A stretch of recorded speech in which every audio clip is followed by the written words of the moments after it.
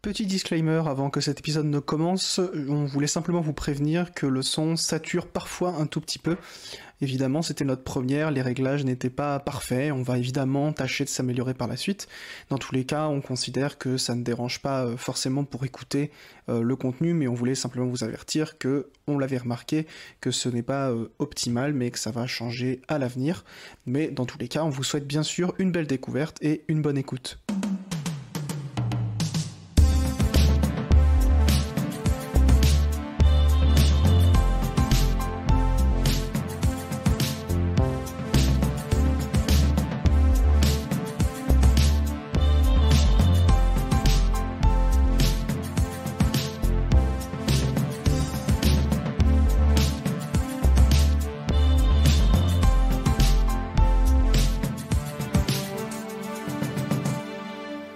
Les films, ça sert à ça, à apprendre à vivre, à apprendre à faire un lit.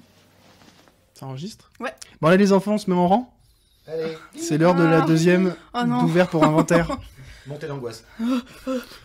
Et oui, il faut y aller. Bonjour, bienvenue pour Bonjour. cette deuxième. Alors, on a déjà fait un pilote, donc maintenant ça va. On est plus à l'aise pour ouvert pour inventaire. Ouvert pour inventaire. Est-ce qu'on est toujours content de ce titre ? Mais oui, mais très bien. Bah, c'était il y a 15 jours déjà qu'on s'était retrouvés pour parler de la plage. On était encore les pieds dans le sable en éventail. C'était encore à peu près les vacances. Et maintenant c'est la rentrée. Mm. Mais notre rôle, ce sera de rendre la rentrée un peu plus lumineuse en vous parlant de 3 films. 3 jolis petits films, dont un qui a coûté plusieurs millions, mais 3 jolis petits films autour de la rentrée, qui parlent de la rentrée. On va vous parler de 2 films français, dans une première partie. Les Beaux Gosses de Riyad Sattouf, qu'on peut, à mon avis, déjà qualifier de film culte, et un film beaucoup moins culte, beaucoup moins connu, mais sur lequel on avait envie d'attirer un petit peu d'attention, qui s'appelle Le Nouveau, réalisé par Rudi Rosenberg en 2015, et puis, dans une deuxième partie, on prendra quelques minutes pour parler, et même reparler, d'un film assez peu médiatisé, qui s'appelle Harry Potter à l'école des sorciers. Ouais, vraiment petite découverte quoi. Oui, c'est marrant ça. Ça n'a jamais été fait. Hein. Mais on s'est dit, il y a école dans Harry Potter à l'école des sorciers. Et en VO, c'est Harry Potter and the Philosopher's Stone. Et on s'est dit, on va prendre le titre français au pied de la lettre et on va parler de l'école, de la rentrée, puisque pour nous, Harry Potter, c'est un vrai film de rentrée. Entre-temps, il y aura un petit jeu concocté par mes soins. J'ai très très hâte qu'on joue tous ensemble. Vous pourrez jouer, vous, chez vous, qui nous écoutez. Vous pourrez gagner un chèque de rien du tout, parce que de toute façon, même nous, on n'a pas de chèque, on n'a rien. Mais avant ça, peut-être être poli, vous dire bonjour. Bonjour Alénis. Bonjour à vous. Et bonjour Quentin. Et bonjour Louis. Ça va, tu t'es remis de la dernière ? Oui, bien sûr, mais bon, la rentrée, voilà, c'est beaucoup de larmes. T'as sorti la tête de l'eau ? Oui. Oh Et du sable. Aïe. Je crois qu'on est au niveau de l'humour du premier film dont on va parler. Oui. Alors, Les Beaux Gosses. Déjà, c'est pas nous. Et c'est surtout un film de Riyad Sattouf qui sort en 2009. Premier film réalisé par Riyad Sattouf, qui va en réaliser que 2, puisqu'après ça, il va faire Jackie au Royaume des films, qui va être un Au échec. royaume des filles. Oui, c'est ça. Non, t'as Les dit royaume films. des films. Parce que moi, Autre titre de l'émission. j'ai la tête dans le 7e art, tu sais très bien. Je suis né dans une... Dans rien du tout. J'avais pas de blague, en fait. Cabine de projection. Moi, j'allais dire dans un tas de bobines, mais Oui, l'image mais- est un peu immonde. C'est Louis. Puis surtout, ça coupe et tout. Enfin. Donc, premier film de Riyad Sattouf, deuxième film qui est un échec. Donc, à ce jour, il a réalisé que 2 films. Mais on connaît aussi... Jackie au royaume des filles, ça a pas du tout marché. Ah non, ça a été un échec mais catastrophique. Comme c'est étrange. Putain, moi j'adore ce film. Ah, mais j'adore ce film aussi. Mais c'est pas le sujet. Non, pas sujet. T'aimes pas ? Non, Bon, c'est pas le sujet. Donc, 2 films. Les Beaux Gosses et Jackie au royaume des filles. 3e fois qu'on le dit.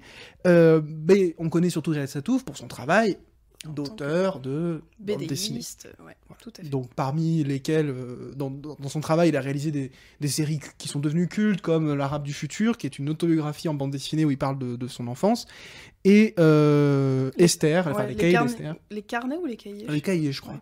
Les cahiers d'Esther, où en fait il rassemble en album une publication hebdomadaire dans le Nouvel Obs, je crois, où chaque semaine il met en BD une petite histoire que lui a racontée la jeune Esther, qu'il suit depuis des années, où ça va de ses 11 ans jusqu'à maintenant, le dernier album qui est sorti, c'est ses 16 ans. Donc on suit au long cours Riyad Sattouf qui a été habitué en fait au travail documentaire, puisque une de ses premières BD c'était Retour au collège, ça vous concerne, vous qui êtes prof de collège, vous devriez le lire d'ailleurs, qui raconte Riyad Sattouf en tant que dessinateur de BD qui va au collège pour raconter ce qui s'y passe. Les Beaux Gosses est revenu récemment dans l'actualité, puisque une des dernières BD qu'a sorti Riyad Satouf s'appelle Le jeune acteur 1, Aventure de Vincent Lacoste au cinéma. C'est sorti en fait cette année aux éditions du Livre du Futur, et ça raconte les débuts dans le cinéma de Vincent Lacoste en tant qu'acteur, et forcément, le tout premier rôle, l'entrée dans le monde du cinéma de Vincent Lacoste, qui est absolument pas issu de ce milieu-là, c'est Les Beaux Gosses. Ce qui explique peut-être le côté très spontané, très neuf, et très vivant et boutonneux de ce film de Riyad Satouf, dont Quentin, comme à l'accoutumée, va nous pitcher. Mais alors, l'essence. pas du tout pour la simple et bonne raison. Alors, je peux le pitcher parce que c'est l'histoire de deux jeunes garçons qui sont au collège et qui découvrent un peu l'amour, plus exactement, dans mon souvenir. Les hormones, les hormones, surtout, voilà. ouais. Et c'est ce moment vraiment béni des dieux, cet âge magnifique, où comme ça se voit bien sur leur gueule d'ailleurs, vraiment tout nous est donné. Oh, ils les aiment, ces jeunes. Ah non, voilà. Mais parce que qu'on soit très clair, ça expliquera encore mieux mes pitchs. Pour cette émission, je ne les ai pas revus, ni les Beaux Gosses, ni le nouveau. Qu'heureusement, le nouveau, j'ai vu il y a je sais plus quand, par hasard en plus, il y a 1 an, un truc comme ça. En revanche, j'ai bien revu Harry Potter et de fait, je suis relancé dans le 2, le 3, le 4, enfin c'est reparti, pour un tour. Donc voilà, je crois que j'ai pitché à peu près l'essentiel. Oui. Globalement, c'est ça. C'est deux jeunes beaux gosses, qui sont beaux gosses que dans leur tête, qui se mettent à dragouiller, et qui se mettent à avoir les hormones qui se réveillent. Enfin, je redis ce que t'as dit, quoi. Non, mais C'est hyper méprisant pour ton travail. non, mais pas du tout, parce que finalement... Inspecteur des travaux finis. Ah, c'est un peu ça. Inspecteur de l'éducation nationale. Alors Alénis, cette histoire d'hormones. Est-ce que tu as découvert le film pour l'occasion? Alors, j'ai pas découvert le film pour l'occasion, mais j'ai dû le voir il y a vraiment très très très longtemps, peut-être quand il est sorti même, et donc j'en avais un souvenir un peu, on en discutait un petit peu tout à l'heure en off, un peu potache, un peu poète-poète, mais en le redécouvrant, j'ai trouvé ça moins stupide et beauf que dans mes souvenirs. Et on en discutait tout à l'heure, c'est aussi l'effet un peu de grains bizarres, alors peut-être pas de pellicule, mais voilà, d'image en tout cas, de texture d'image ou de couleur d'image, qui est un peu particulière, qui fait un peu limite, comment dire, cracra, c'est peut-être un peu vraiment péjoratif, mais qui est voilà, un peu... Ça fait presque Armory Corinne, quoi. Il y a un côté film crado. Ouais, c'est ça, un peu crado, quoi. Ouais. Alors que finalement, j'ai trouvé l'histoire assez touchante, j'ai trouvé l'humour présent tout à fait acceptable, et j'ai trouvé que c'était un bon moment de cinéma, voilà. Mais il est vrai que la mise en scène, par ailleurs, est assez singulière. Oui. Il y a des petites singularités de mise en scène que j'avais oubliées, justement, où...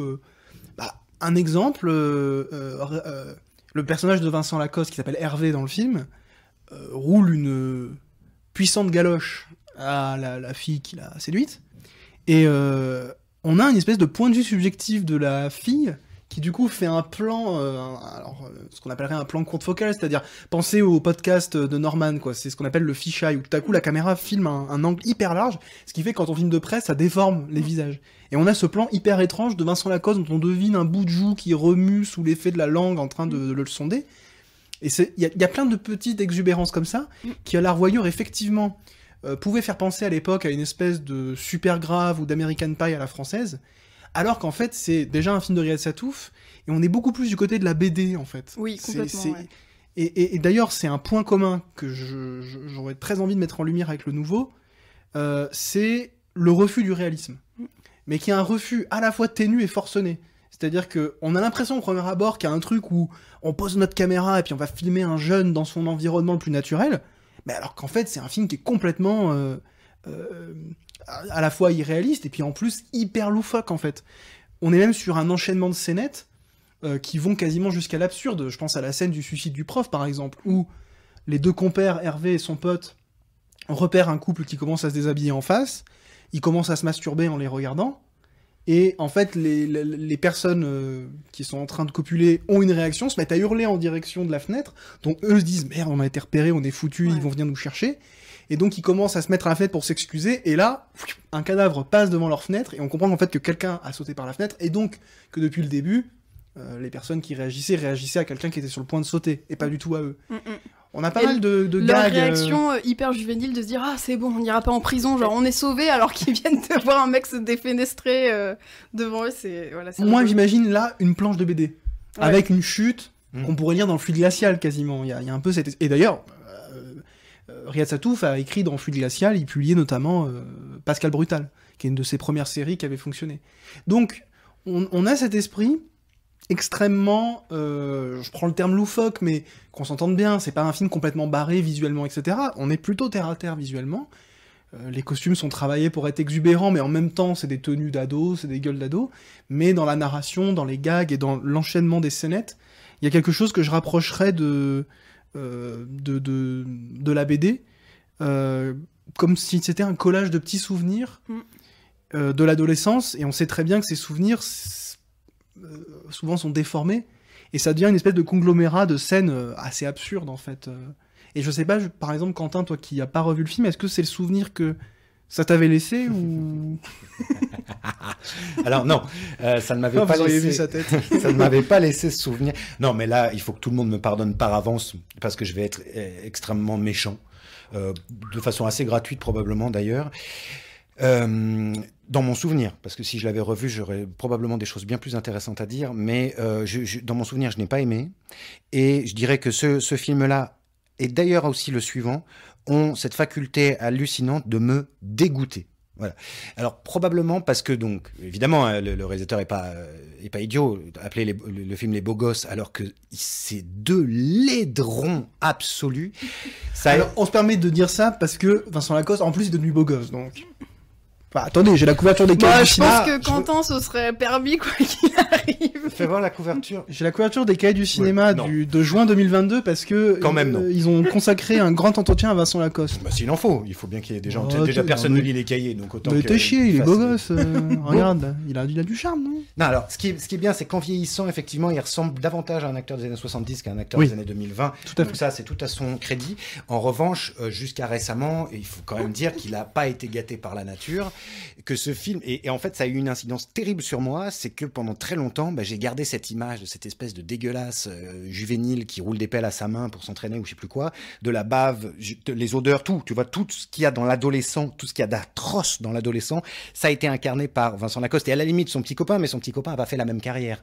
Et donc j'ai eu beaucoup de mal, et avec lui, avec Vincent Lacoste, et ça a continué dans un film pas très vieux, là, j'ai vu par erreur, Lolo de Julie Delpy, qui est un film nul, mais peu importe, je veux dire, ça a des qualités par ailleurs. Qui Mais fait du mépris de classe, mais... alors en plus un tout petit peu, ouais. Faut dire qu'elle habite aux États-Unis, donc c'est plus quelqu'un comme nous. Mais surtout, ça a remis Vincent Lacoste dans ce rôle et dans ce corps un peu dégueulasse, cette espèce de maigreur, cette espèce de type glabre, qui pareil, t'as vraiment l'impression qu'il pue des pieds. Bon, donc gros problème à cause de ce film. En tout cas, entre ce film et moi, et par rapport à Vincent Lacoste, que par ailleurs, par exemple, j'ai vraiment découvert dans des trucs comme Hippocrate et tout, et où là, vraiment, j'ai trouvé enfin bien, j'étais content d'être avec lui, etc. Mais ça m'a laissé un très mauvais souvenir.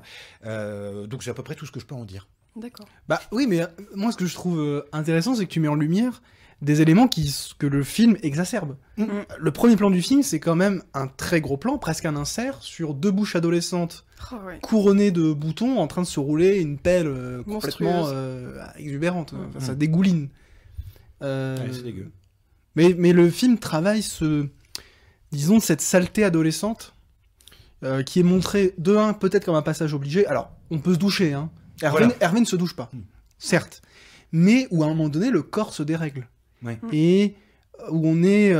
il y a plein de trucs qui sont de l'ordre de la pulsion. Et je trouve que ça, c'est assez drôle. C'est que plein de fois, les personnages sont immondes, quoi. Ils sont entre eux, ils se frottent... Les deux mecs, ils se frottent les uns sur les autres parce qu'ils sont littéralement en chaleur, quoi. Ouais, ouais. Ouais. Ils miment des actes sexuels en faisant des bruits. Vous qui travaillez dans un collège... Non, mais bien sûr.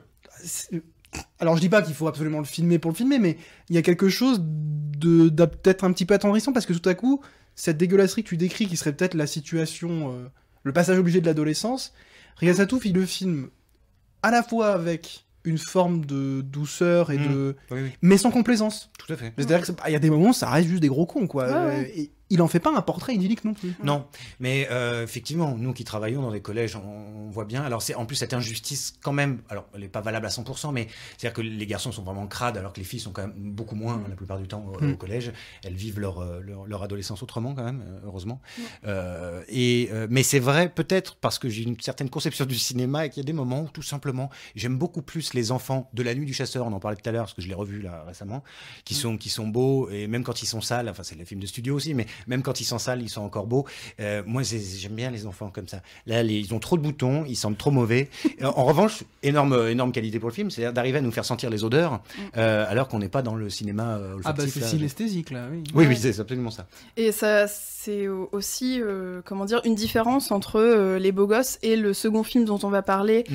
Alors, juste avant peut-être de faire le lien avec le nouveau, où le nouveau pour le coup, tous les gamins sont beaux, alors ils sont pas tous adorables, mais ils sont tous très beaux. Non. Dans le nouveau Bah oui. Bah, ça attendez, on parle. Ah ouais, ok, d'accord, ouais, bon. Pour revenir un tout petit peu sur Les Beaux Gosses, comme effectivement, nous, on est encore à l'école, donc moi, il y a une scène qui m'a fait mourir de rire parce que c'était vraiment du vécu.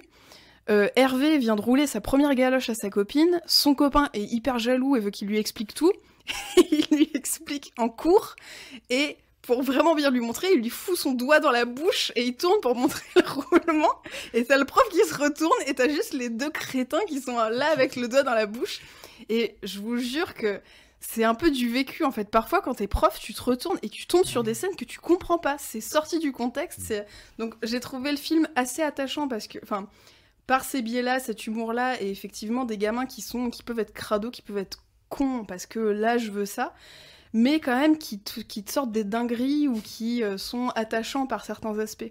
Et ce que j'ai trouvé intéressant aussi dans Les Beaux Gosses, c'est qu'on retrouve aussi dans le nouveau, c'est de traiter aussi de l'adolescence au sens où tous les sentiments, toutes les émotions que tu as sont exacerbées. Mais malgré toi, en fait, les premières ruptures sont terribles, les premiers sentiments amoureux sont hyper forts, et tu te rends compte, alors souvent dans les films, tu te rends compte que bon, finalement ça passe, mais je trouve que voilà, ce côté exagéré des sentiments, c'est aussi ce que tu ressens quand t'es adolescent, puisque c'est une des premières fois que tu les ressens. Et j'ai trouvé ça assez intelligemment fait dans les deux films. Et on y consacre tout un film. C'est aussi ça l'importance, c'est que les deux cinéastes nous disent ça vaut bien tout un film. Alors justement, le nouveau, film un peu plus tardif, il sort en 2015, c'est un film réalisé par Rudy Rosenberg, dont c'est à ce jour le seul long métrage. C'est un petit film, alors je vais dire qu'on vous recommande, on va peut-être vous en parler avant, c'est moi qui l'ai proposé, donc forcément c'est un film que j'aime beaucoup, c'est un film que je trouve très précieux et trop peu vu, qui nous parle aussi de l'adolescence. Il y a beaucoup de similitudes parce que ça parle donc aussi d'une classe à travers laquelle, dont on découvre les protagonistes à travers un personnage qui est donc ce fameux nouveau, qui débarque dans une école qui vient, en fait, lui, je crois qu'il vient du Havre, et il débarque à Paris, et donc il doit s'habituer à une nouvelle classe, mais aussi, on le sent, et c'est pas dit dans le film, à un nouveau milieu social, à des interactions avec des adolescents qui n'ont pas eu la même enfance que lui, etc. Beaucoup Quentin, plus bourgeois, on peut le dire, du coup. oui, Pour voilà, repréciser, on va le dire, et en même temps, on dira qu'une des qualités du film, c'est de ne jamais se préoccuper de questions sociologiques. Quentin, Non. j'ai peut-être résumé le film. Oui, en fait. voilà, c'est parfait. C'est parfait parce que Alors peut-être en détail, une ou deux relations qu'il a dans le film qui sont importantes, pour prouver que tu te souviens un peu du film. Ah oui, bien sûr. le test, Ouais, quoi. ouais. C'est le premier jeu. Non, mais alors si, parce qu'il y a des choses quand même qui là pour le coup sont plus fraîches, c'est-à-dire avec ses différents copains. Alors il y a le binoclard et il y a le petit gros. Enfin, il est pas petit, mais il est gros. Il est même pas très gros. Hein. Il est envoppé. Oui, voilà, parce qu'il a il pas est encore. rondouillé. Il a pas Après, encore fait sa il est pas. croissance. Et puis il est pas caractérisé comme tel. Non, mais il est moche. Hein. Il a une coupe de cheveux à gerber. Ce qui n'a rien à voir avec son poids par ailleurs. Non, ça n'a rien à voir. De même que l'autre. Alors, parce que l'autre aussi, il est formidable. Celui qui est avec les lunettes là, lui, c'est Francis Holm enfant. Voilà. Lui, tu sais qu'il va virer serial killer. L'autre sera probablement vendeur d'assurance ou un truc comme ça, ou agent immobilier. Lui sera serial killer. Et donc, il faudra qu'il trouve une activité lucrative à côté. Mais voilà, ça c'est clair. Et aussi parce qu'on a vraiment là une comédie de caractère. On a tout. Et pour être quand même bien 2015, on a l'handicapé quand même, enfin la personne atteinte de handicap, je crois qu'il faut dire. Hein. Et puis évidemment, il y a la future cagole, qui est donc la jeune fille toute.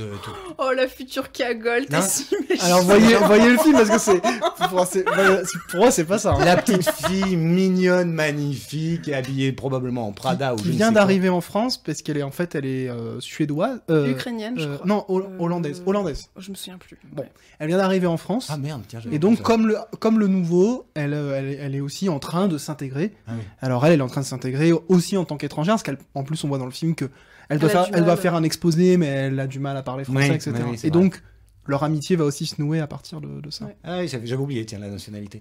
Ah. Mais et oui. Comme quoi, tu retiens vraiment ce que tu veux. Bien sûr, bien sûr. Oui, oui, la beauté exotique, quoi, celle qui vient d'ailleurs. Mais alors oui, j'aurais pas dit des Pays-Bas, tiens.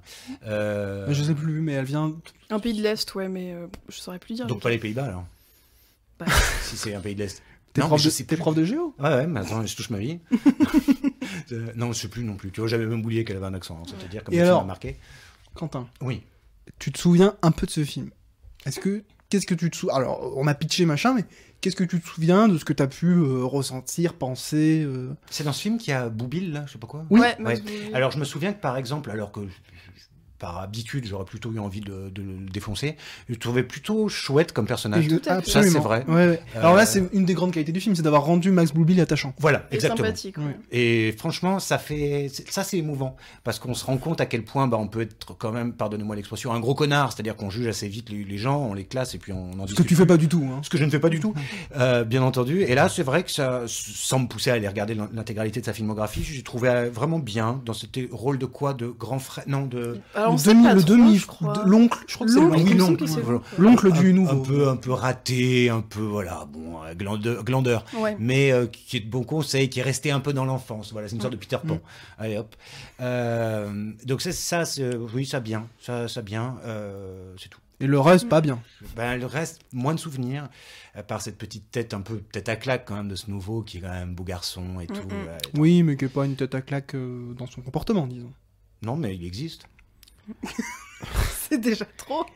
bien sûr. Alors le film a quand même la capacité à saisir avec une justesse assez hallucinante des situations et des sentiments qui sont propres à cette période de la vie et qui semblent quand même un peu universels. C'est-à-dire que, bon, à titre personnel, je me suis jamais retrouvé dans un collège où j'ai dû me réadapter aussi d'un point de vue de la condition sociale, c'est-à-dire avec des élèves qui n'étaient pas du tout de ma condition sociale, ce qui est le cas du film, mais parce que je crois justement qu'une des grandes qualités du film, c'est de raconter tout ce parcours émotionnel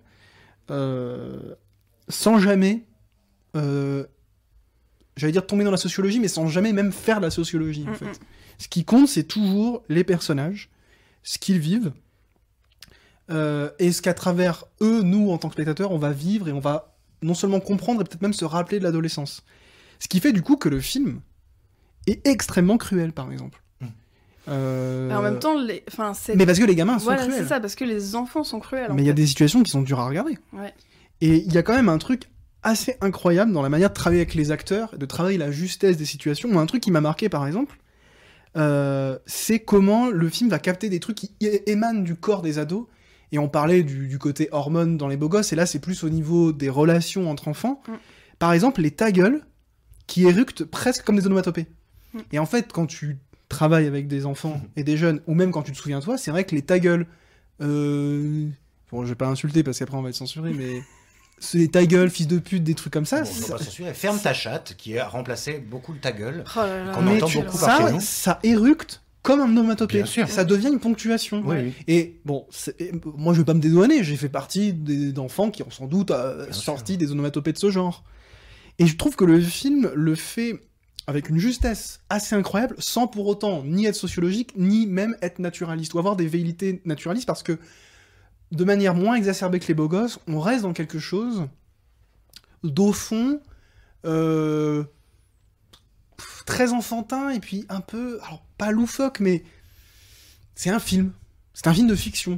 C'est un film qui a aussi son caractère un peu BD. Ça peut faire penser, je sais pas, au petit Spirou, à des choses comme ça, beaucoup moins, une nouvelle fois beaucoup moins exacerbées, mais on va raconter l'enfance, pas du tout à travers un documentaire. C'est pas du celui qui a fait À Trou à voir, là, son nom évidemment m'échappe sur l'instant, mais... Nicolas Philibert. Nicolas Philibert, on n'est pas dans la captation. Il sortait de loin. Voilà, fierté.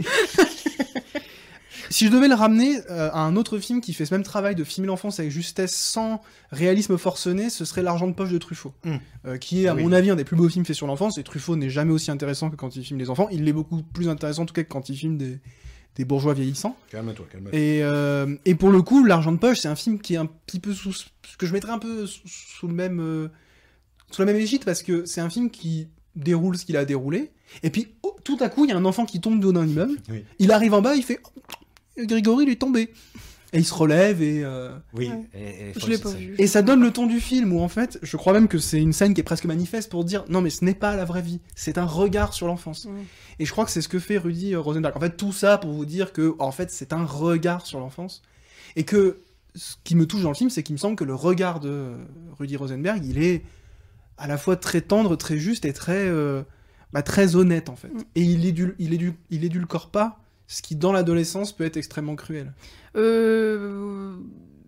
oui, alors oui, je suis assez d'accord avec ta phrase, pardon, il fallait que je... T'as eu une petite La moue. dernière information me monte au cerveau. Tu parlais de cruauté, justement, je voulais revenir sur ça parce que, en tant qu'enseignante, je sais pas si ça vous le fait aussi, mais moi, je ne supporte pas les films de classe, de cours ou de rentrée. C'est un truc qui m'insupporte profondément. Et au début du film Le Nouveau, quand justement il se fait un peu bisu par les mecs populaires de la classe, et j'ai eu peur que ça tourne autour de ça, et je me suis dit oh là là, je vais passer un très mauvais moment, quoi, parce que c'est des problématiques qui existent bien sûr, mais j'ai eu peur que que ce soit le sujet principal du film. Et finalement, grâce à l'oncle, grâce aux amis qu'il va pouvoir se faire, il va résoudre un peu cette problématique qui finalement dure vraiment quelques minutes au début, qui est un peu le fil rouge, mais comme tu disais, c'est plutôt des petits moments de vie, donc il y a des moments de joie intense, de tristesse intense, parfois de cruauté. Mais voilà, j'ai trouvé que l'équilibre était plutôt bien fait, alors que dans certains films, c'est soit que de la cruauté, soit que de l'édulcoré, je pense. Alors, pas forcément à que des trucs que j'ai vus personnellement, mais les trucs repris de Les Profs, la BD, bon, c'est con, quoi. Et je repense aussi à une série abominable que j'ai vue il y a peut-être un an avec Joey Starr, qui joue le prof, qui dort dans sa voiture, qui devient devant remplaçant, et qui devient trop le pote des élèves. En fait, t'es là, mais... C'est une série TF1, non? Oui, c'est possible, mais dans aucun monde ça se passe comme ça, en fait. Juste, tu te fais têche, normalement, mais... Mais je pense qu'on devrait, un jour, peut-être faire une émission exprès sur l'école. Enfin, parce que la plupart des films, je suis parfaitement d'accord avec toi, sur l'école, sont toujours loupés. Alors, pas forcément pour le spectateur lambda, et pour les gens qui y travaillent, parce que c'est souvent pour rigoler, c'est souvent quand même pour se foutre de la gueule des profs, et même quand c'est centré sur un prof, ça peut être très loupé. Je pense au Bégodeau, enfin celui de Entre les murs, Kanté, là, Laurent de Kanté, Kanté. qui est en réalité, quand tu connais très bien ce milieu-là scolaire, tu te rends compte que Bégodeau, il a vraiment dû enseigner 3 jours, parce que en fait, il fait de la merde, mais vraiment. Et c'est très troublant de voir ça, parce que tu te rends compte qu'il ose écrire des bouquins là-dessus, alors qu'en fait, c'est quelqu'un qui a pas assez fait ce travail pour pouvoir parler correctement de la chose. Bref, mais ça pourrait être un sujet. Ouais. Et puis sachant qu'on a déjà parlé en fait un peu de l'école, et surtout, tu poses la question de la représentation qui est intéressante, parce qu'en même temps, tu vois, on pourrait porter un discours extérieur un peu similaire en reprochant par exemple aux astronautes de reprocher que 2001 l'Odyssée de l'espace c'est pas réaliste. Alors qu'on s'en fiche. Ouais. La petite différence, c'est que 2001 l'Odyssée de l'espace, on c'est la humilie pure personne, quoi. Et puis, il y a aussi ce côté-là qui est un peu souvent dégradant, quoi, dans ces Oui, films. tout à fait. Et puis surtout, 2001 l'Odyssée de l'espace... c'est dur. 2001 A Space Odyssey, c'est un film qui est ouvertement de science-fiction, là où, même si effectivement, on a... je sais pas si vous êtes d'accord, mais que pour moi, Les Beaux Gosses et Le Nouveau, ce sont pas des films qui ont des velléités sociologiques, c'est des films qui ont une velléité émotionnelle beaucoup plus, et de réactiver un truc qui est de l'ordre presque du souvenir presque physique, quoi, de qu'est-ce que c'est que se faire dire ta gueule par un mec que tu connais pas à l'école. Il y a un truc presque physique de comment tes muscles réagissent à ça. Et c'est là que je trouve Le Nouveau parfaitement réussi. Donc tout ça pour dire que Le Nouveau est ancré dans un truc peut-être un peu plus réaliste, mais ce serait à discuter, parce que je pense qu'on peut déjà le dire maintenant, quoi. On reprocherait jamais, nous, par exemple, un film sur la police, de pas être réaliste sur la condition policière. Nous, ce qui nous intéresserait, ce serait peut-être plutôt le regard qui est porté sur quelle est la place de la police dans le champ social, par exemple, d'un point de vue, si on réfléchissait à ce dont parle, ce que représente le film. À l'école, ce serait pareil, c'est qu'est-ce que représente le prof. Alors après, que ce soit mal fait, oui, probablement. Je me posais la question d'ailleurs hier, parce que je me disais, c'est vrai qu'il y a beaucoup de films de profs, mais comme tu disais, comme tu viens de le dire, la police, c'est un exemple intéressant aussi, mais je me disais, par exemple, est-ce qu'un médecin, il s'offusquerait d'un film ou d'une série qui est mal fait sur un médecin, mais en fait, c'est la question de la parole d'expert. C'est est-ce qu'au cinéma, la parole d'expert, elle a une quelconque valeur? Parce qu'on sait que le cinéma, c'est d'abord le regard. Alors, en l'occurrence, disons, d'un cinéaste. Ça pourrait être discuté, mais... Ça peut être discuté, parce que ça reste quand même un film qui a pour projet d'être montré, et on sait très bien les ravages que la fiction produit sur les esprits. Bien, si on est tous fanatiques, enfin tous, j'exagère, mais j'essentialise vite fait, des États-Unis, c'est à cause du cinéma américain, pas autre chose. Et si on est aveuglé par ce pays, et toutes ces paillettes et tous ces machins, c'est à cause de son cinéma. Donc quand on montre des profs d'une certaine façon, quand on montre des élèves d'une certaine façon, on est en train... peu importe l'art, là on est en train de toute façon d'être dans un monde qui est réel, de montrer un monde, et donc potentiellement de faire des dégâts là-dessus. Donc je pense qu'il y a toujours, en tout cas on peut toujours en parler avec un point de vue peut-être pour rebattre un peu les cartes ou rééquilibrer, parce que je disais ça pour Entre les murs, parce que aussi il avait dû avoir la Palme d'Or ou je sais pas quoi, c'est un film qui avait fait beaucoup parler de lui, comme si c'était genre vraiment, ça y est, on avait touché au fond de ce qui est la zone d'éducation prioritaire ou je sais pas quoi, alors que non. Mais, alors que c'est peut-être plus pour des raisons cinématographique aussi, tu vois, on s'est peut-être moins intéressé aux questions vraiment scolaires, quoi. Oui, probablement. Mais parce que peut-être que le film est réussi par ailleurs. On invitera Jacques Rancière pour parler de tout ça sur les questions de représentation et de partage du sensible. Non, mais c'est essentiel. Mais bon, à la base, on avait juste envie de dire que le nouveau c'était quand même bien.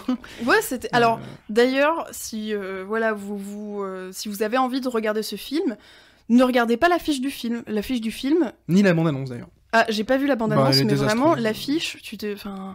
Waouh. Là, il y a le Figaro qui en dit du bien, donc tu te dis que c'est pas forcément... Ouais. Mais oui, le film est très touchant et très sympathique à regarder, et c'est... Pareil, ne vous fiez pas non plus aux, on va dire, 10 premières minutes du film, ça va vraiment dans autre chose après, et c'est plein de joie et plein de belles... J'ai pas de fin à cette phrase, voilà. C'est sympa. Et puis c'est toujours beau... Et puis, je crois que c'est quand même toujours assez touchant, un film qui se termine en disant que la vie est pas facile, rien n'est magique, mais on s'en sort. Ouais, on trouve des solutions, quoi. Et je crois que c'est ce que dit le film, et je trouve ça assez chouette, et montrez-le à vos ados. Ouais, moi j'y crois pas. J'y crois pas qu'on s'en sorte, premièrement. Et je crois on serait pas là sinon. C'est parce qu'on n'est pas encore mort ou qu'on s'est pas encore jeté par la fenêtre, mais ça peut arriver. On verra pour la prochaine émission. Regardez le nouveau et vous aurez moins envie de sauter par la fenêtre. Et simplement, moi, pour conclure, je pense que pour le premier comme pour le deuxième film, je crois que c'est aussi parce que tout simplement, et de toute façon, je suis spectateur, donc je regarde avec mes sentiments, et c'est une période de ma vie, en plus de celle de maintenant, mais je veux dire que je déteste. L'adolescence, c'est une période où, tant mieux s'il y a des gens qui s'en souviennent avec encore émotion et plaisir, mais pour la plupart des gens, je pense, c'est la période où on est mal dans sa peau, où on est moche, où on sait pas ce qu'on va faire. Je pense que pour les générations d'aujourd'hui, c'est encore pire, parce qu'on leur demande encore plus tôt qu'à notre génération, enfin, on n'est pas de la même, mais... ce qu'ils veulent faire plus tard, etc., on leur fout la pression. Franchement, c'est bien de faire des films là-dessus, mais je pense aussi que ça réveille chez certaines personnes des traumatismes, en fait, liés à cette période, et encore plus quand on est un garçon, parce que vraiment, on est moche, on sent mauvais, voilà. Et je crois que c'est ça aussi qui fait que, moi, ils sont un peu repoussants, ces films, pour moi. Oui. Beaucoup plus repoussants que le prochain film dont on va parler. Eh ben oui, qui est un film, pour le coup... Alors là, je disais qu'il n'y avait pas de magie dans le nouveau. Dans le Harry Potter, il y a un petit peu de la magie, un tout petit peu plus. Bon, voilà, on vous recommande plutôt, en tout cas, d'aller jeter un coup d'œil à ces deux films qui peuvent réactiver des choses un peu douloureuses, ou peut-être aussi pas forcément réconcilier, mais en tout cas nous dire qu'on peut soi-même porter un regard sur cette période.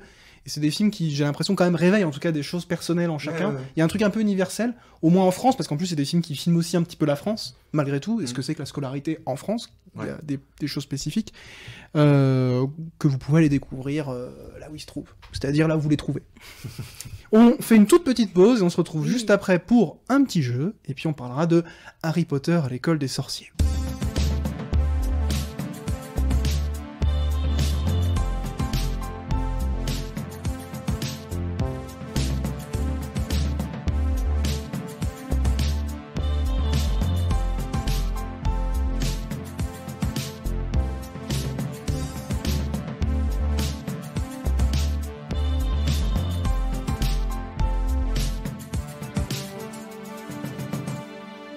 deuxième partie de cette deuxième émission, c'est la seule fois où je pourrais le dire, de Ouvert pour Inventaire. On vient de parler de 2 films français sur la rentrée, sur l'école. On va parler maintenant d'un film américain magique qui n'a rien à voir. Mais avant ça, le petit jeu traditionnel. On l'avait fait la dernière fois, il y a 15 jours. On le refait aujourd'hui. Cette fois-ci, c'est moi qui m'en suis chargé. Vous allez évidemment pouvoir, chez vous, jouer avec nous. C'est un jeu que j'ai appelé le jeu des anecdotes. Ouais. Pourquoi ? Parce que la règle est très simple. Je vous propose 5 thématiques. Et sur ces 5 thématiques liées au cinéma, je vous propose 3 anecdotes qui sont liées au cinéma. Et vous devez, parmi ces 3 anecdotes, deviner laquelle est la vraie. Il n'y en a qu'une seule qui est vraie. Et vous devez la trouver. Alors, il y a 2 cas de figure, en fait. Soit vous connaissez la réponse parce que vous connaissez l'anecdote, soit, et c'est un petit peu en fait le but du jeu, vous le déduisez en discutant.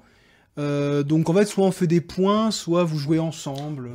Oui, Parce que ça va c'est un peu aussi. plus marrant, vous essayez ensemble De trouver la de solution. déduire tout ça et d'essayer de découvrir la vérité. Bien sûr. Alors, première anecdote, vous voyez pas si je me mets comme ça avec mon papier Non, là tu Non. regardes pas.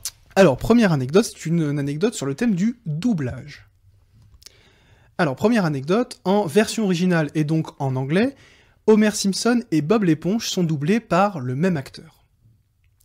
Deuxième anecdote, Orson Welles, le fameux cinéaste, a doublé Unicron dans le film d'animation Transformers, sorti en 1985. Et enfin, dernière anecdote, Shrek devait initialement être doublé par l'animateur Koei en VF. Moi, j'ai envie que la deuxième existe. Alors, Ce serait drôle, mais ouais. Forcément non. Mais en même temps, alors la 1 ou première, 3, ouais. on Parce est que, d'accord, c'est la plus logique, on va dire. Sauf que la 3 est hyper plausible. Parce que c'est vraiment l'époque où Koei avait le vent en poupe. Ouais. Et est-ce que c'est pas lui qui avait doublé Garfield ou un truc comme ça qui est, bon, sans aucune comparaison avec Shrek, évidemment, mais c'est pour ça que la 3 me semble assez crédible. La 1, je ne connais pas assez Bob l'éponge. Bah, ils ont pas du tout Toi, les pas mêmes du tout. voix, mais en même temps, les doubleurs, ils font tellement des 30 voix différentes que... C'est pas faux aussi. Bon, on sait que c'est pas la 2. Non, quand même. Bah, ce serait drôle, quand même. Alors Mais la non. 2, alors rappelez, donc la 1 c'est Bob l'éponge, Simpson. Ouais. Simpson. la 2 c'est Orson Orson Welles Welles qui double Transformers, et la 3 c'est Shrek doublé par Koei. Ouais, Ouais, moi, je partirais sur la 3, je pense. ouais, on va dire la 3. Alors, ah, j'adore ce moment là, je suis... la 3 c'est faux. Alors juste avant que je vous donne la réponse, la 3 il y a une toute petite part de vérité, puisque pour l'anecdote, donc Shrek en VF est doublé par Alain Chabat, mais il se trouve qu'en fait à la base il était doublé par Emmanuel Curtil, qui est connu notamment pour être la voix française de Jim Carrey. Le doublage a entièrement été enregistré, mais il a été annulé au dernier moment, puisque les studios, alors sans doute la DreamWorks, a décidé de faire ce qu'on appelle un star casting, quoi, enfin de mettre quelqu'un de plus connu au doublage pour des raisons commerciales, et donc Alain Chabat a enregistré la voix de Shrek, mais il existe une version qui a disparu, qui existe peut-être, qui est conservée quelque part, où c'est un autre doubleur qui a fait la voix de Shrek, mais ce n'est pas Koei, qui effectivement a doublé par la suite Garfield, et qui apparemment s'est montré absolument odieux, c'est réputé comme étant un des pires doublages jamais réalisés. Et donc la bonne réponse, eh bien, c'était celle que vous avez évacuée, puisque un des derniers travaux qu'on connaît d'Orson Welles, c'est le doublage Tu vois, j'en étais sûre. d'un personnage dans la série animée Transformers. Il faut savoir qu'à la fin de sa carrière, Orson Welles a fait plein de petits jobs alimentaires. Il joue dans un des tout premiers films de Brian De Palma, qui s'appelle Get to Know the Rabbit. Il fait une petite apparition, et il a fait notamment ce doublage, puisque sa voix a été connue pour être comme celle de Quentin, absolument profonde et pénétrante. Et donc la bonne réponse, c'était Orson Welles. Bordel! Tu vois, Ouais. je m'attendais à un retournement. Je me disais, la première, bon, ça peut être plausible, tu vois, pourquoi pas. Mais Non, parce ouais. que autant je savais qu'il avait doublé tous les personnages dans le procès, sauf la voix de Bidule. Putain, la vieillesse est- Anthony Perkins. Mais non, ça j'avais pas du tout. Ouais, bah, Faut dire, je savais pas ce que c'était ce Bidule, Transformers, machin. Bah Unicron, moi je croyais qu'il doublait Optimus Prime, mais en faisant les recherches, j'ai vu que c'était Unicron, je sais pas qui c'est, j'ai juste trop... ah, donc en plus, il avait même pas un personnage important dans l'animé, quoi. Non, j'ai pas vu la série, si ça se trouve, c'est bon. Bon, Orson Welles a été dans une série Transformers, c'est déjà assez sympathique. Oui, oui, oui. Alors, deuxième série d'anecdotes sur le thème de la nouvelle vague. 3 propositions, pareil, une seule anecdote est vraie. Alors, première anecdote, Jean-Luc Godard a réalisé un épisode de la série Columbo. Deuxième anecdote, Eric Rohmer a écrit le scénario d'un blockbuster américain. Troisième proposition, François Truffaut a joué dans un blockbuster américain. Ah bah oui. Bah oui. Ouais, oui. Rencontre du troisième type. Bah bien sûr. Ah bah bravo. Ah bah, Ouais. les gens n'ont même pas eu le temps de... Ouais, on vous emmerde. Oui, Quand celle-ci on sait, était... Faut les mettre sur pause, c'est comme ça. Non mais heureusement qu'il y avait la troisième, parce que je me disais, oh putain, Colombo, c'est sûr que non. Je voulais mettre Homer à la fin, ça me Ouais. faisait rire, Homer qui a écrit un blockbuster américain, bien sûr. Oui, bah effectivement, François Truffaut joue un professeur qui participe à la recherche sur les extraterrestres dans Rencontre du troisième type, réalisé par Spielberg en 1977, donc après Les Dents de la Mer, dont on parlait dans la précédente émission que vous pouvez écouter en replay. Allez, on passe à la troisième, acteur improbable. Donc parmi ces propositions, une seule est vraie. Jack Black a joué un petit rôle de paysan dans une telenovelas diffusée au Brésil en 2009. Deuxième proposition, David Cronenberg apparaît dans un épisode de la saga Vendredi 13, la saga de films d'horreur. Et dernière proposition, Manuel Valls joue son propre rôle dans un épisode de la série Plus belle la vie. Ouf. Les trois sont plausibles. Là, hein. c'est dur, hein. Attends, alors du coup, Je peux répéter rapidement. moi je me hein. souviens plus de la première. Donc Jack juste. Black dans une telenovelas qui joue un paysan. C'est diffusé au Brésil en 2009. Ok. David Cronenberg, donc le célèbre réalisateur, dont le dernier film est sorti récemment, Crimes of the Future. Donc David Cronenberg qui joue dans la série de films d'horreur Vendredi 13, Mhm. donc avec Jason, vous savez, le tueur Mhm. au masque de hockey. Et enfin Manuel Valls qui joue son propre rôle dans... Ouais. on l'a eu la blague. Parce que, ok. Manuel Valls qui joue son propre rôle dans Plus belle la vie, qui s'arrête en novembre d'ailleurs. C'est toujours les meilleurs. Après qui partent les 18 premiers. ans d'existence. Alors moi j'ai envie que ce soit la 2. Parce qu'avec sa tête de tueur psychédélique, là, Cronenberg, ouais. il irait très bien là-dedans, comme tu sais, ce genre de personnage dans le... Toujours, c'est lui qui donne la mauvaise direction, qui fait un truc comme ça, ou qui tient le motel. Ou... Je verrais bien la réponse 2, mais c'est clair que la Les 1 trois, et franchement, la ça 3 sont marche. tout hein. aussi valables.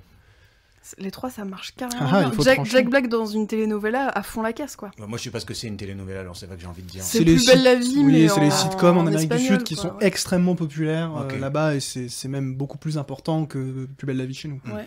C'est des vrais rendez-vous télévisuels que les gens regardent en famille et qui suivent depuis des années. C'est dur. Puis Manuel Valls avec son côté je veux être partout, c'est vrai que ce serait Ce serait crédible aussi. drôle. Il faut trancher néanmoins. Ouais. Mm. Alors allez-y, tranchez. On part sur la deuxième, du coup. Cronenberg. Moi, franchement, les trois, j'y crois, donc... Cronenberg. Bon, on va Ouais. dire Cronenberg. Allez, c'est une bonne réponse. Oh. Alors, j'avoue que j'ai été un peu...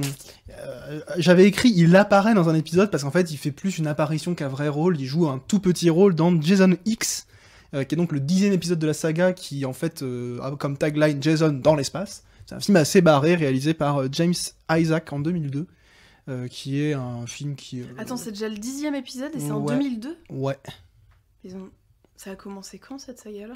Ah bah, le premier de C'est les années 70. Cunningham, c'est 81 max. Ok, d'accord. Donc ouais, c'est le 10e épisode, Jason X, qui se passe dans l'espace, enfin, où Jason est envoyé dans un vaisseau spatial. Machin. Et donc Cronenberg joue un petit rôle, et il a joué plusieurs petits rôles au cinéma, dans des films de Clive Barker, par exemple. Ça lui est arrivé, mais plus des apparitions que des vrais rôles conséquents. Ok. Allez, avant-dernier thème, incident et accident de tournage. Première proposition, lors d'une scène de sexe un peu trop intense dans History of Violence de David Cronenberg, encore lui, sorti en 2005, donc lors de cette scène de sexe jouée un peu trop intensément, l'actrice Maria Bello va finir avec plusieurs ecchymoses, et l'acteur Viggo Mortensen a vécu avec les lèvres enflées pendant plus de 2 jours. Deuxième proposition, lors de la fameuse scène de l'explosion de l'hôpital dans The Dark Knight de Christopher Nolan, les explosifs ne se déclenchèrent pas comme prévu, détruisant pour près d'1 million de dollars de matériel, dont une caméra IMAX, dont le modèle était à l'époque unique au monde. Et enfin, troisième proposition, Julia Ducournau a pu réaliser 2 films. Quoi? C'est quoi ta troisième proposition? Bah, accident de tournage, on a donné l'opportunité à Julia Ducournau de réaliser 2 films. Ah, putain. Alors on a déjà, c'est vrai, elle a réalisé 2 films, Grave et Titane. Ouais. Mais peut-être qu'elle en a fait avant et que j'ignore. Mais bon. T'abuses, en plus, on avait dit... Je me souviens que t'avais dit que t'aimais bien Grave, non? Non, bah alors, il y a bien un truc que j'ai jamais dit de ma vie, c'est ça. hein. Ah, d'accord. C'est-à-dire qu'une fois que tu as vu Titane, effectivement, tu te mets à trouver que Grave a des qualités. Voilà. Ça, c'est certain. Je crois pas, parce que il me semble que dans The Dark Knight, la caméra elle est dans le bus, il y a un machin comme ça, donc je pense pas qu'ils aient pété une IMAX pour cette scène-là, même si je sais qu'il y a eu plein de trucs à refaire en images de synthèse. Et la première, je veux bien croire, parce que dans l'escalier, c'est d'une brutalité, leur scène de sexe, Viggo Mortensen et Maria Bello, c'est ça qu'elle s'appelle? Oui, Maria Bello. Et Ouais, la première me tente bien la aussi. première me tente bien. Sauf que là on est mauvais, parce que peut-être qu'elle a pas fait d'autres films, Bidule, là. Bah pour l'instant non, mais c'était la petite Ouais, non, joke mais surtout, de c'était Louis. une blague. C'est gratos. Alors Oui, là, on oui, dit là. c'était de la méchanceté Ouais, gratuite. ouais, je pense là. hein. Enfin, gratuite, là, qui a fait des films potables. Donc oui, bien, Cronenberg, une nouvelle fois, présent, oui, effectivement, la scène de sexe jouée dans l'escalier a été jouée avec beaucoup d'intensité, et les acteurs se sont légèrement blessés, mais malgré tout, petit incident de tournage, puisque Faut des démanteler. ecchymoses, faut quand même, ça veut Ouais, dire qu'ils ça sont se allés quand voit même assez fort. ouais. Et effectivement, t'as raison, quand on voit le film, on n'a aucun mal à imaginer qu'ils puissent... Ne qu'ils faites aient pas ça à pu- la maison d'ailleurs, hein, si vous avez des escaliers, Oh, c'est bah, vous jamais. faites bien ce que vous voulez. Bien sûr, mais bon, on vous prévient. Allez, T'as dernière... très très bien trouvé la deuxième et même la troisième. Oui, La alors, deuxième, alors franchement, petite anecdote pour The Dark Knight, une nouvelle fois, j'ai un peu mélangé des trucs au cas où vous aviez des choses en tête, puisque pour la scène, en fait, il y a deux trucs un peu vrais à moitié, parce que effectivement, il y a eu un incident pour l'explosion, elle s'est pas déclenchée comme prévu, mais ça a pas créé d'incident de tournage, c'est juste que du coup, ça a obligé l'acteur Heath Ledger qui joue le Joker à avoir une réaction qui est devenue mythique, mais qui est liée au fait que l'explosion s'est pas déclenchée comme prévu, et on le voit un peu agacé en mode oh merde, ça marche pas, et c'était de l'impro, puisque l'explosion devait se déclencher au premier coup. Et l'autre truc, c'est qu'il y a bien une caméra IMAX qui a été cassée, mais c'était sur The Dark Knight Rises, donc le troisième, et c'était un chef-op français en plus, qui lors d'une poursuite avec la Bat-Bike, là, je sais pas quoi, la moto de Batman, a cassé une caméra IMAX qui coûtait une fortune. Alors c'était pas la seule au monde comme moi je l'ai mis dans mon truc, mais voilà, ça a coûté cher à la production, et c'était Cocorico, un français. Ouais, bon, ça doit arriver. hein, bien sûr. franchement. Allez, dernière série J'ai pas du tout compté les points d'anecdotes. qu'on a Eh vus. ben non, en fait. puisqu'on est deux. Ouais, vous ensemble. en avez eu deux, je crois. Non, trois sur 5 pour l'instant. Ok, Donc ça on va dire que vous avez gagné dans tous les cas, parce que vous avez Très eu bien. plus de la moyenne. Alors, Acteur improbable, volume 2. Emmanuel Macron apparaît brièvement dans une série nigériane. Oh là, attends, ça me dit quelque chose. Deuxième anecdote, Donald Trump joue son propre rôle dans la suite de Maman j'ai raté l'avion, qui s'appelle Maman j'ai encore raté l'avion, réalisé par Chris Columbus en 92, Vrai. dont on va reparler. Et Jean-Pierre Mariel, notre Jean-Pierre Mariel national, a joué dans un giallo italien. Donc, un giallo italien, pour rappel, c'est des films d'horreur italiens. Tu peux répéter la deuxième? Pardon, j'étais sur la Donald Trump. Donald Trump qui joue son propre rôle dans la suite de Maman j'ai raté l'avion, Maman j'ai encore raté l'avion de Chris Ouais, Columbus ok. en 92. Sûr que oui. Trump. La deuxième. dans Alors Columbus. attends, parce qu'il y a peut-être Alors- un twist, il a peut-être mis deux qui sont bonnes, parce que la C'est la première... suite de Maman j'ai raté l'avion. Maman j'ai encore raté l'avion 92. Le premier date de... Ah, donc 80. tu ferais un truc genre. Fourbasse, Ah bah, comme ça. C'est-à-dire ah, que oui. je vais je dire peux... oui. ah, mais je peux être une ordure. par Alors contre. qu'en fait, c'est dans le premier. Ou dans... Mais non, mais dans le premier. C'est possible, c'est possible. Alors, C'est la question 5, ça peut être un peu plus difficile. Oh putain. Je vous donne un indice, il y a un gros piège dans cette sélection. Ouais, bah d'accord. ouais. C'était un peu la petite cerise sur le gâteau. vraiment, la première anecdote, Macron, Nigeria. elle me parle parce que... mais je sais plus où est-ce que j'ai vu ça. Et ben, en fait, quand tu vas savoir où t'as vu ça, tu vas avoir un peu honte. Et moi aussi, en fait, quand j'ai vérifié, mais d'où est-ce que j'ai entendu parler de ça, j'avais un peu honte. C'est dans le docu qu'ils ont fait sur lui, non? Non, c'est pire. Attends, c'est dans quoi? Bon bah, mais du coup, c'est une vraie... Ah, je sais pas. Alors, laquelle... Bon, bah alors si t'as ou- l'air. ou Mais non, mais en tout cas, lesquelles vraiment- sont vraies. Ah, Ouais. il peut y en avoir plusieurs. Non, là, il est en train de... Non, non. Il y en a une ou il y en a plusieurs? Il y en a trois de bonnes. Les trois Eh sont... oui, les Eh ben trois oui, sont vrais, voilà. les amis. Ah, Ah, c'était la petite punaise. cerise à la fin, je voulais Et vous- tu vois, on n'était pas trop mauvais parce Ouais. qu'on en avait au moins une chacun. Et Donc- Marielle, oui. Alors donc effectivement Donald Trump, l'image est assez connue, Mm. c'est pas dans le premier en fait, moi je pensais que c'était dans le premier mais non c'est bien dans le 2, Maman j'ai encore raté l'avion. Jean-Pierre Mariel en fait il joue le rôle d'un inspecteur, il a le rôle principal dans 4 mouches de velours gris de Dario Argento qui sort en 71, qui est un des Argento les plus connus, qui fait partie de cette trilogie des animaux avec le chat à 9 queues et l'oiseau au plumage de cristal. Et effectivement Emmanuel Macron a joué dans une série nigériane et je me demandais mais où est-ce que j'avais entendu cette anecdote? Et c'est dans une vidéo de McFly et Carlito. Oh non. Donc voilà, bah écoutez, chacun sa source. Hein. Putain, j'étais vraiment... Putain, je me prends pas pour de la merde. J'étais en train de me dire, ah ouais, c'est sur le docu, sur son premier Attends, ministre. c'est pas dans un là, article du Monde diplomatique. Ouais, c'est ça, je suis sûre, sur Twitter, j'ai lu un truc. Bon, non, que dalle, quoi. Non, non, McFly et Carlito, poète poète. Bon, bah voilà. Donc c'était dans la vidéo d'anecdotes où il raconte des anecdotes. Ok. Ouais, et ça, c'était vrai. Ah, c'est chouette ce jeu, j'aime bien. Très très bien. bravo. Ouais. J'ai adoré imaginer des fausses anecdotes. Elles sont trop bien, elles Ah sont... oui, oui, parce que, Franchement, ça marche elles sont carrément très bien. crédibles. Bon, Ouais. bah super. Bravo, Louis. Bon, on retourne au boulot. Allez. Allez, Allez, les c'est enfants, parti. la récré est terminée, les enfants. Oh. C'est la rentrée des classes. Et parmi les Tu sais rentrées... qu'à chaque fois que tu dis ça, j'ai une petite boule mais d'angoisse bah, dans le ventre. oui, hein, moi c'est aussi, et ceux qui terrible. nous écoutent aussi. Alors ceux qui nous écoutent, ils ont déjà fait leur rentrée, nous, pas encore. Hein. Ouais. Parmi les rentrées justement mythiques de l'histoire du cinéma, il y en a une qu'on oublie un petit peu parfois en tant que rentrée des classes, c'est celle de Harry Potter.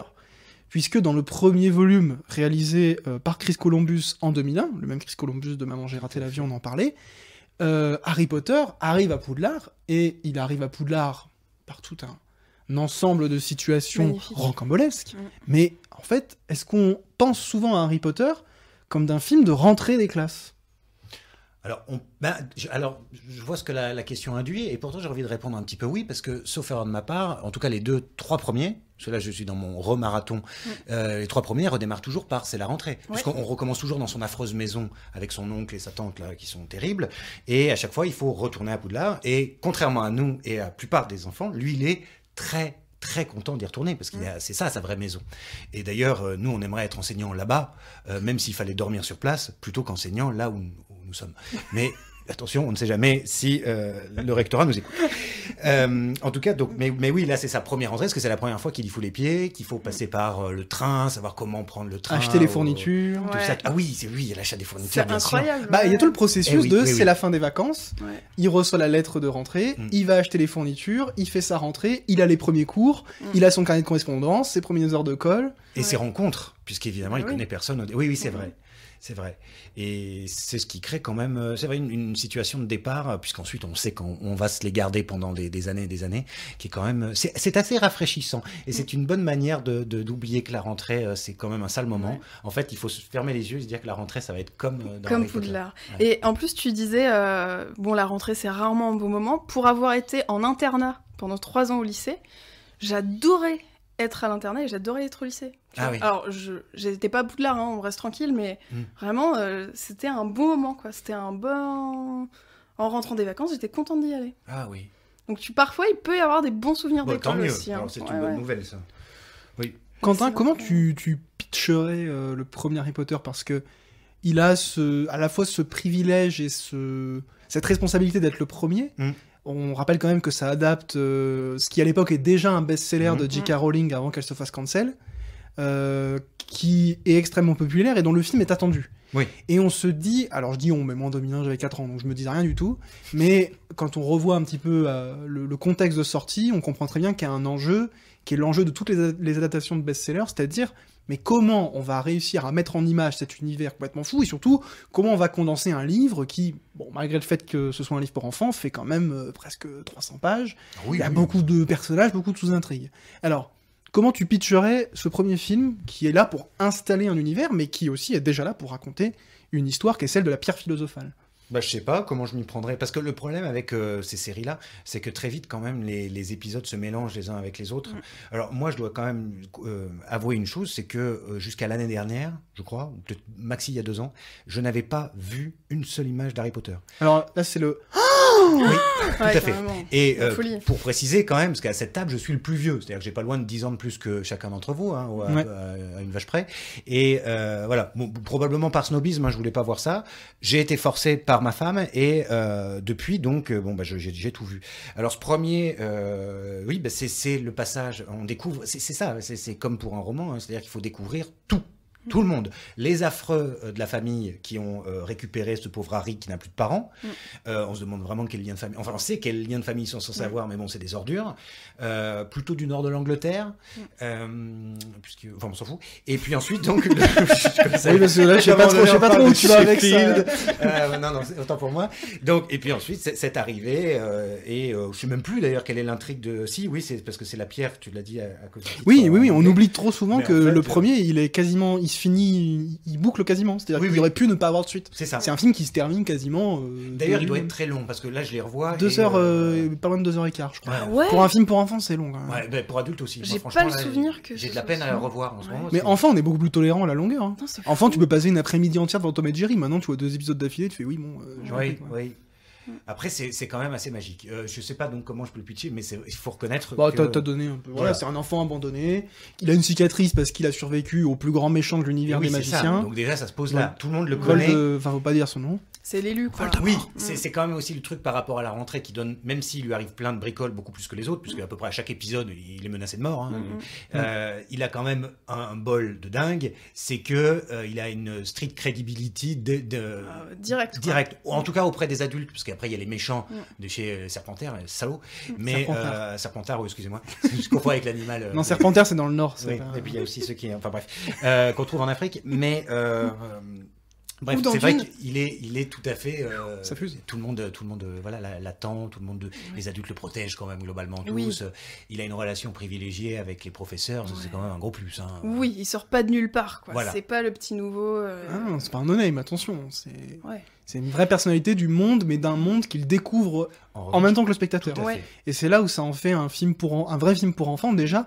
Et la saga a un peu fait oublier ça par la suite, c'est que les deux premiers, et encore plus le premier, qui sont réalisés par Chris Columbus, qui est quand même, à mon avis, recruté parce qu'il a fait Maman, j'ai raté l'avion, c'est des films pour enfants. Et le 2, c'est même un film d'épouvante pour enfants. C'est vraiment pensé comme un film d'horreur à hauteur de jeunes spectateurs.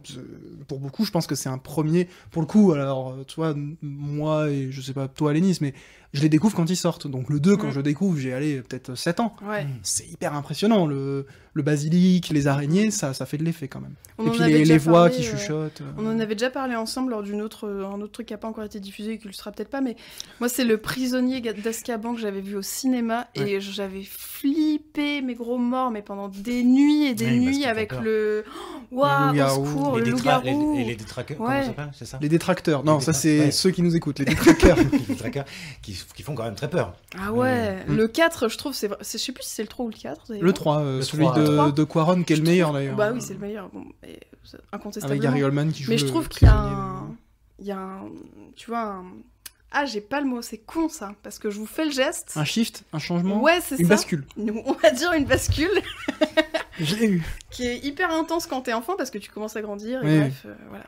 Enfin, en tout cas, moi c'est pareil, on avait le même âge de toute façon, mais on suivait presque l'âge, en fait, des acteurs, ou du moins des personnages, et du coup, tu as un sentiment d'appartenance hyper fort quand t'es gamin, et que t'as une saga qui te suit jusqu'à tes 18-20 ans, quoi, presque. C'est un peu le Antoine Doinel de notre génération, en fait, ça, Harry Potter. Ouais. Mais alors, pour le coup, donc je disais film pour enfants, et d'un autre côté, film qui a pour mission d'installer un univers hyper ample et qui réussit quand même à être autonome. Parce qu'on sent très bien que... Et alors là, c'est un peu... Bon, à la limite, je dirais, quand on voit le film, on s'en fout, mais à la revoyure, on se rend compte que c'est un film qui a été pensé pour être éventuellement un échec, et c'est-à-dire qu'ils ont eu quand même l'élégance de le terminer. Alors que...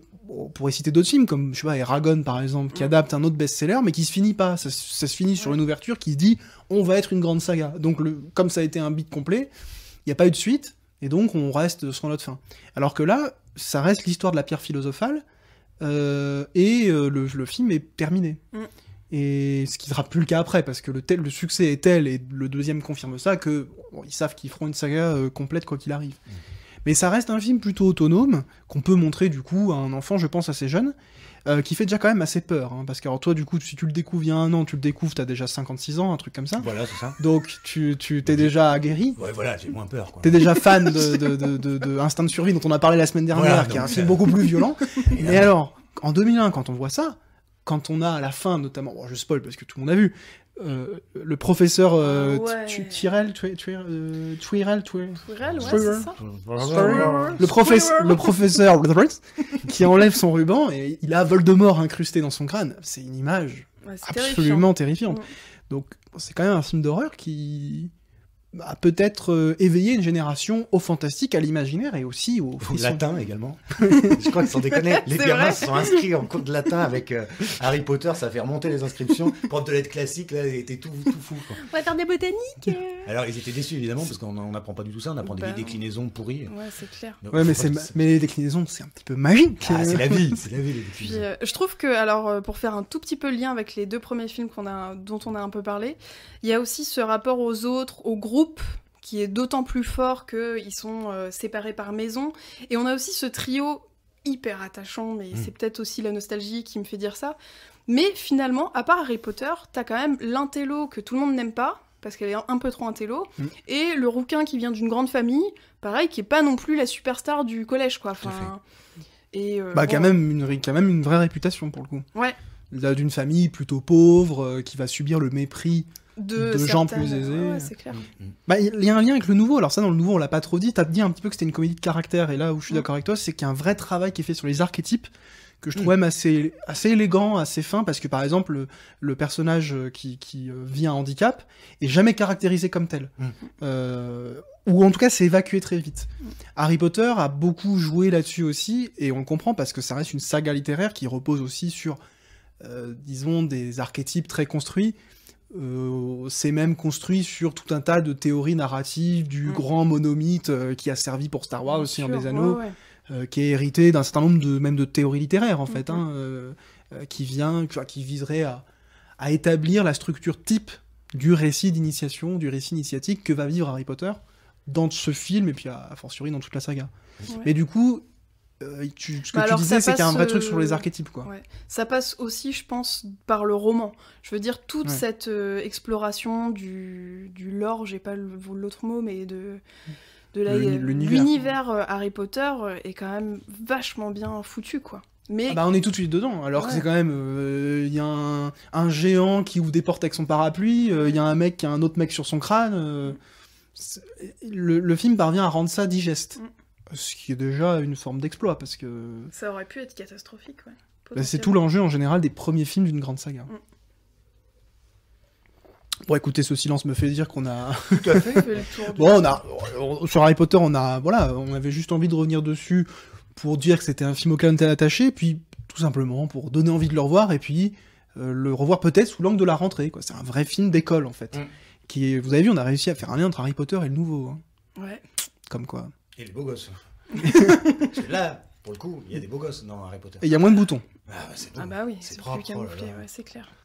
Oula, attendez, on a failli oublier le plus important avant de se guider, c'est-à-dire les recommandations de la quinzaine. Alénis, qu'est-ce que tu nous recommandes ? Alors, moi je vais rester sur un podcast que j'adore, dont j'attends la sortie avec grande impatience tous les mois, quand c'est régulier et que ça sort tous les mois, qui s'intitule Quête latérale, qui est un podcast qui parle principalement de jeux vidéo, tech...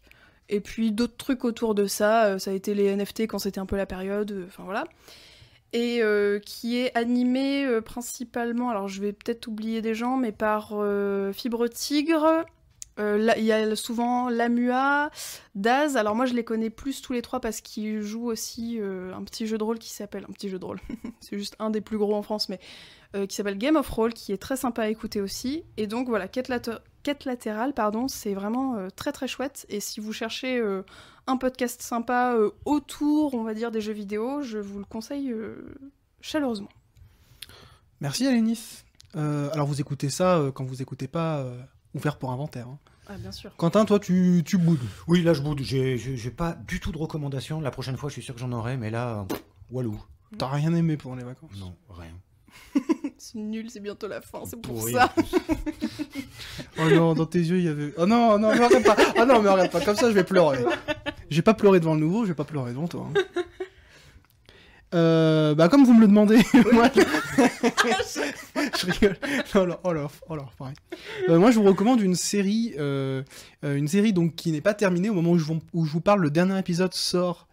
vendredi soir ou samedi. Non, c'est pas Stranger Things, c'est une série diffusée sur HBO et c'est la nouvelle série de Nathan Fielder que je pèse mes mots quand je dis que je considère cet homme comme un génie absolu. Et sa nouvelle série est tout aussi géniale que ce qu'il avait fait avant. Ça s'appelle The Rehearsal, ce qui veut dire en anglais la répétition. Et donc, comme à chaque fois, c'est de la télé-réalité, alors on sait jamais exactement ce qui est parfaitement vrai ou pas, dans laquelle il met en scène, il donne la possibilité à des gens de répéter leur vie sur des aspects très spécifiques de choses qu'ils voudraient. Et comme toujours avec Nathan Fielder, ça part très très loin, ça devient très très fou, et on se met même à dire que c'est certainement un des artistes aujourd'hui qui joue le plus avec la réalité, puisqu'il propose par exemple à une femme de faire l'expérience de la maternité de 0 à 18 ans en une semaine, en embauchant des dizaines d'acteurs enfants, en louant une maison, et en mettant en scène sur une semaine ce qu'est la vie d'un parent. Mais évidemment, ça va plus loin.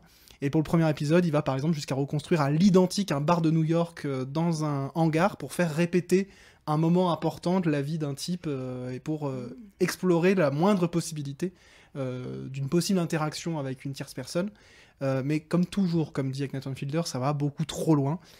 Si jamais vous n'avez pas envie de vous plonger dans cette série qui se suit quand même, je vous recommande une série où pour le coup vous pouvez regarder n'importe quel épisode dans n'importe quel ordre, qui s'appelle Nathan for You, où il joue un mec qui donne des conseils de merde à des petites entreprises qui vont l'écouter parce qu'il est censé incarner l'autorité de la télé. Il leur fait faire absolument n'importe quoi et des fois ça part très très loin et des fois c'est même très très beau ce qui se passe. Voilà, c'était ma petite recommandation du jour. Merci Louis. Merci.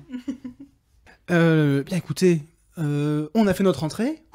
On est soulagé, maintenant on va pouvoir se mettre au boulot, prendre notre rythme. Bien sûr. Et notre rythme c'est quoi? Rappelle-moi, Quentin, c'est quoi notre rythme? Notre rythme, c'est tous les 15 jours, Oui. et c'est le vendredi. Oui. De façon à avoir ou bien le vendredi soir l'occasion de nous écouter, ou bien le week-end, si vraiment le vendredi soir il y avait un dîner mondain Voilà, bien sûr. ou une projection privée. On va dire au plus tard le lundi matin quand vous prenez votre petite voiture ou Voilà. dans le métro, quoi. Vous écoutez à ce moment-là si vraiment vous n'avez pas pu le faire avant. On est dispo partout où on est disponible. Vous pouvez nous écouter où vous voulez, en faisant la vaisselle, dans la voiture, pour vous endormir. On n'est pas si soporifique que ça, mais on va vous tenir éveillé justement. On se retrouve dans 15 jours, il commence à faire froid, vous allez pouvoir nous écouter sous notre plaid, on va parler, alors là, le mois d'octobre, si tout va bien, ce sera comédie romantique et film d'horreur horrible. Donc le mois d'octobre sera éclectique. Je vous souhaite une très bonne semaine, une très bonne quinzaine, et on se retrouve au prochain épisode. Prenez soin de vous. À bientôt. Au revoir.